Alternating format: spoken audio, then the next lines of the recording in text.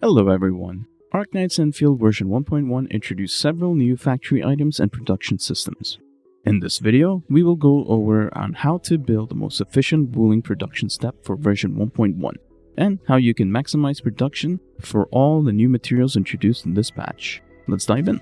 Before building these production lines, there are a few things you need to unlock first. I recommend checking my previous factory guides where I cover several of these systems in detail.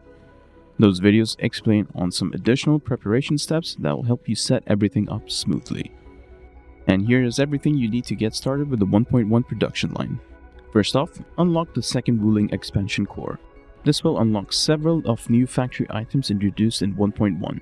These upgrades are locked behind the 1.1 main story quest, so make sure you complete that first. Next, you need to unlock 2 mining nodes for a new ore called Cuprium. This ore is one of the most important materials for this entire patch, as many of the new production chains rely on it. Both mining nodes require hydro mining rigs to operate. If you're unsure how those work, I have a guide explaining how to set them up properly.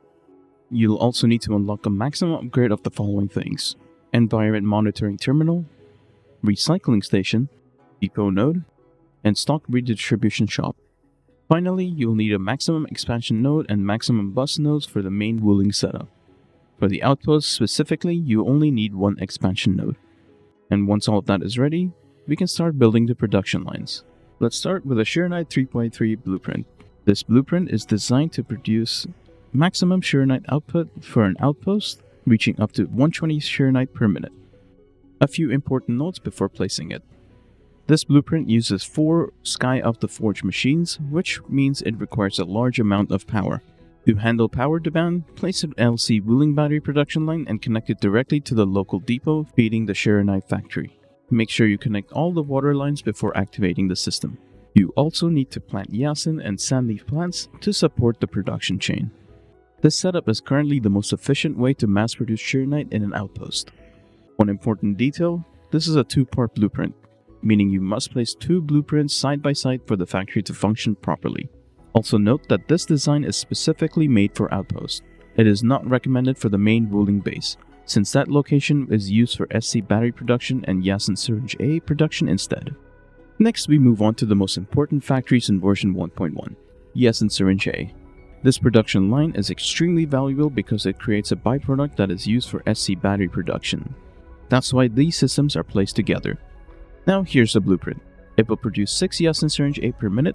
It also produces sewage as a byproduct, which will be later used in the SC Wuling Battery production line. And some important notes. This blueprint requires a new ore Cuprium, so make sure your miners are ready and placed before placing the blueprint. You also need to connect water using the new conduit, inlet and outlet system. These conduits make water connection much simpler than complex pipe systems. Here's how they work. Place the inlet conduit near your fluid pump, start a connection from the inlet, and connect it to the outlet conduit near your factory. Once connected, your factory will receive water without needing long pipe networks, making the layout significantly cleaner and easier to maintain. Now, let's move on to SC Wuling Battery Blueprint, which powers your entire base. This setup produces 12 SC Wuling batteries per minute, which is enough to sustain your entire factory power grid and provide extra batteries for stock builds. This blueprint is already balanced for optimal production, so most of your work is already done for you. This is also a 2-part blueprint type, so make sure you place them together. The only thing you need to double check is the water supply. Make sure your water outlets are already connected to the correct inlets so the entire production line runs smoothly.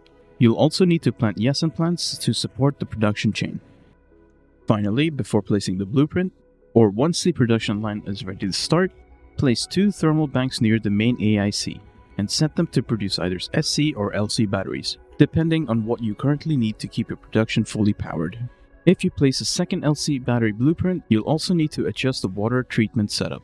Redirect the water treatment from Yazhen Syringe A production line to a conduit inlet, then connect an outlet to the second SC battery production line, which uses sewage as a part of the process.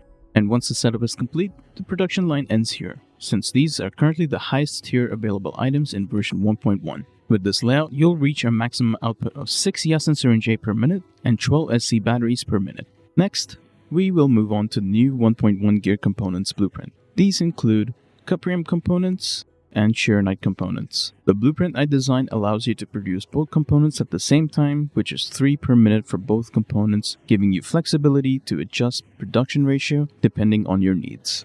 Just like previous systems, make sure water supply is connected properly during the inlet and outlet conduits. If there is overflow for Xiranite, you can place a single production for Cuprium component. Only here is the blueprint, which will produce 6 Cuprium components. Note that if you have enough Xiranite and Cuprium components, which is at 58k, you can remove it later and place another SC battery production line to produce 12 per minute. That way your income will become 6 Yazhen Syringe A per minute and 12 SC batteries per minute. For the main Wuling base layouts, I will be sharing several optimized blueprints in the pinned comment. Those layouts created by members of the community who specialize in large-scale base optimization, so full credit goes to them. If you want the most optimized main base setups, definitely check those out. Once all of these factory productions are running, your Wuling economy should be extremely stable. With these blueprints, you will have constant Xiranite production, stable battery power, stable Yazhen Syringe A production, gear component production, and good flow items for Wuling stock builds. At that point, your factory should be fully prepared for everything until version 1.2. Keep an eye out on the pinned comment because I'll be updating it whenever I find a better layout for optimizations and higher output designs. And if you want easy access to every blueprint, come join my Discord server. The community and I shared optimized layouts there so you can maximize your base with zero guesswork. The link is in the description and pinned comment. In the next video, we will cover the new gear sets introduced in 1.1 and which sets are best for each character.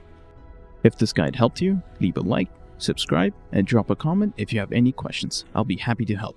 Thanks for watching and have a wonderful day.